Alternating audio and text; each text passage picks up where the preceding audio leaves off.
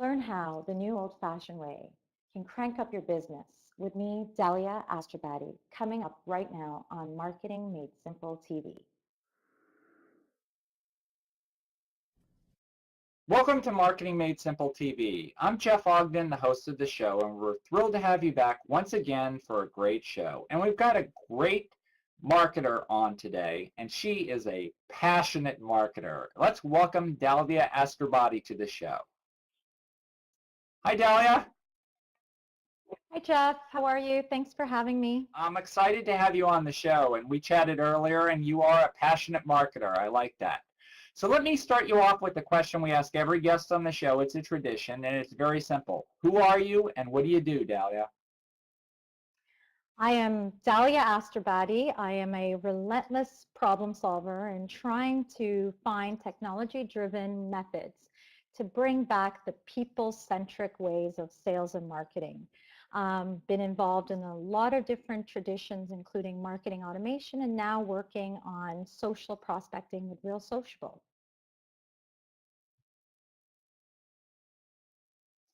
Thanks, Dalia. And we had a nice conversation earlier, and our most recent guest was Brian Kramer of Human to Human, and he talked about putting the human element in it, and businesses don't speak in people language. And you had some thoughts on that too. So why don't you talk a little bit about where your head's at now?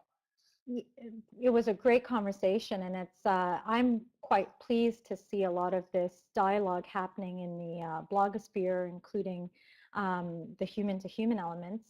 Real Sociable's tagline is "People do business with people," and what's interesting is that's exactly what the premise has been. You know, the last 10 years, we have discovered a lot of interesting technology in automating process, particularly in the dynamics of how lead generation and demand generation works. And, you know, it's lost touch with what the traditional role of sales was, or at least the relationship business. And, you know, I think the next 10 years, we will see the advent of a lot of technology that will facilitate bringing back that human-centric dialogue within the demand generation without taking away the volume of business that we expected with a lot of automation tools, but bringing back some of those old school methods. You know, I'm inspired by the modern era of business where people got together and had face-to-face interaction and built trusted relationships. And what we're doing now is saying, let's find a way to prioritize those conversations so we're not leaving things on the table.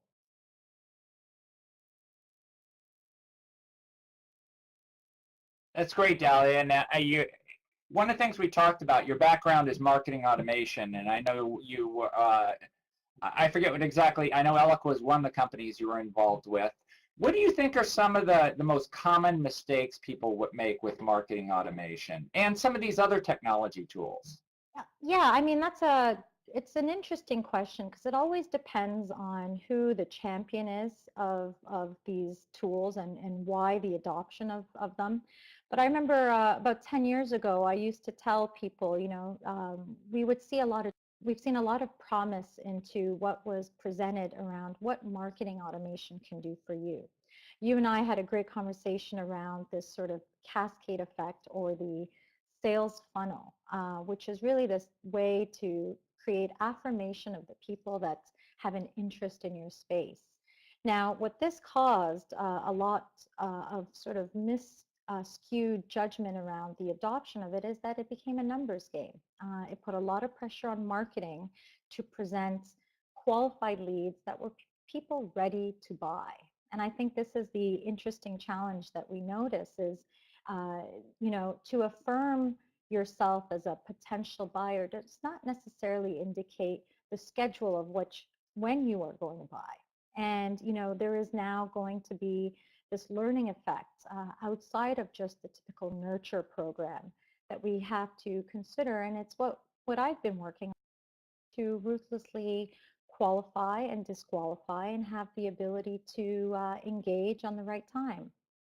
Yeah, interesting. So let's talk about, you know, the whole thing we talked about, that a marketing qualified lead is not a sales lead, and the importance of building relationships and engaging people, and even as important as picking up the phone.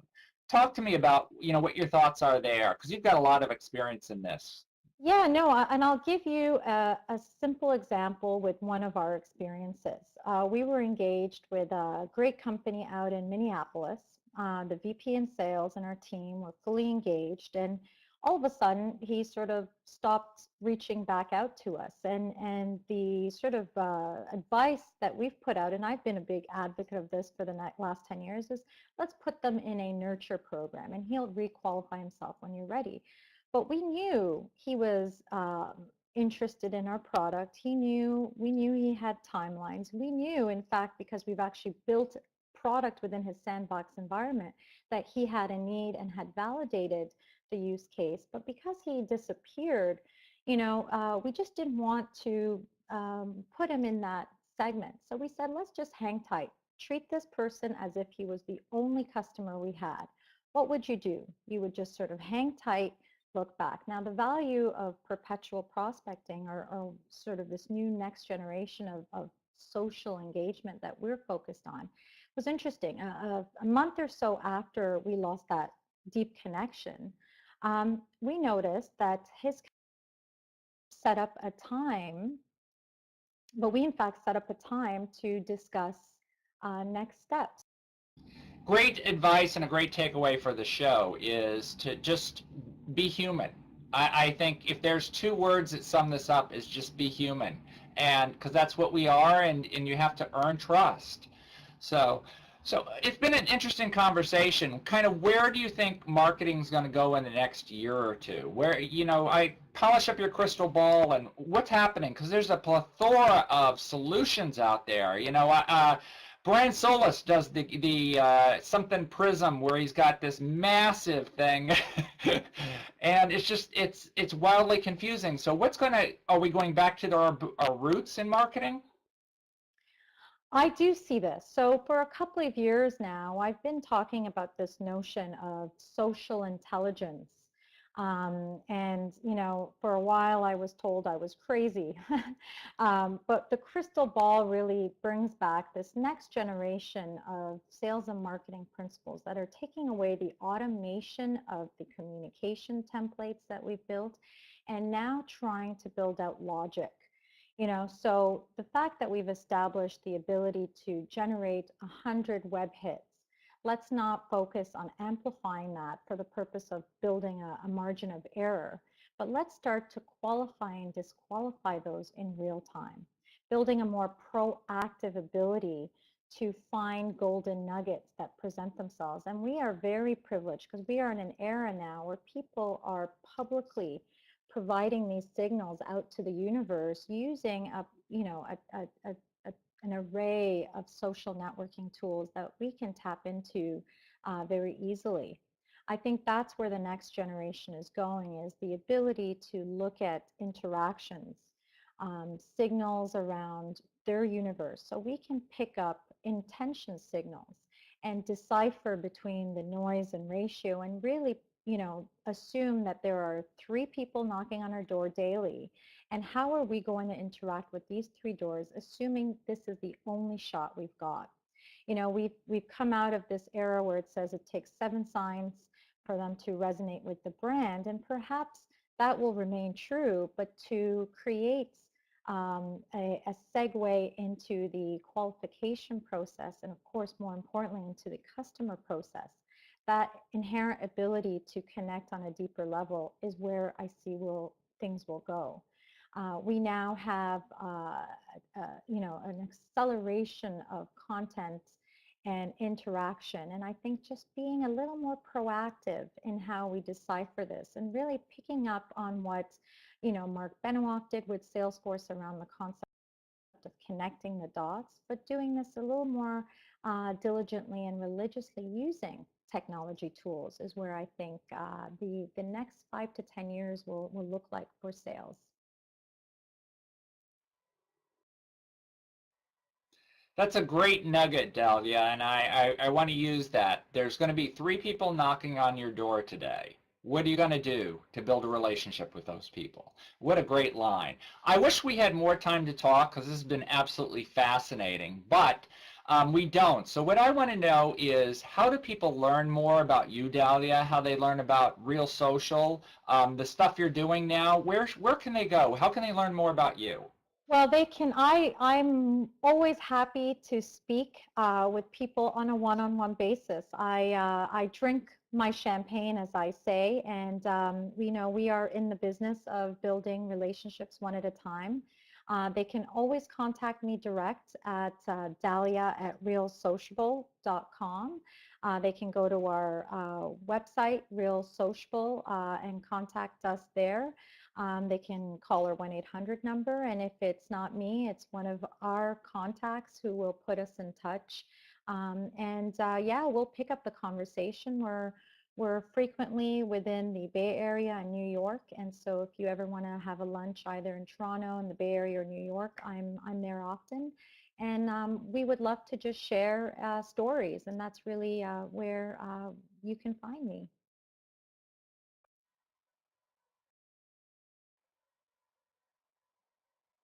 I want to thank Dalia for being a wonderful guest on the show.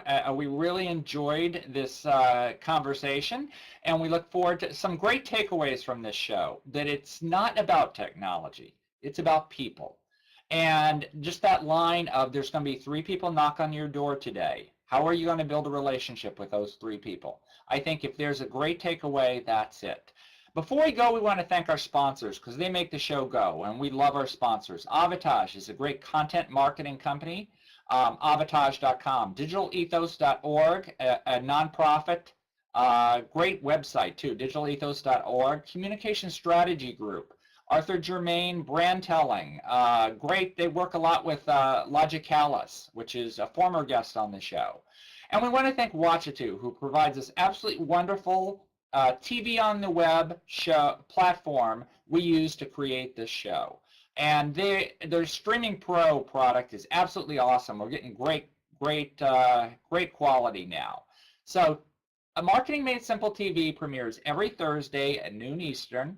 It syndicates 2 weeks after that to many, many different websites. So until next time, we'll see you again on Marketing Made Simple TV. Experts Denise Lee Yon explain what great brands do next week on Marketing Made Simple TV. Thanks so much.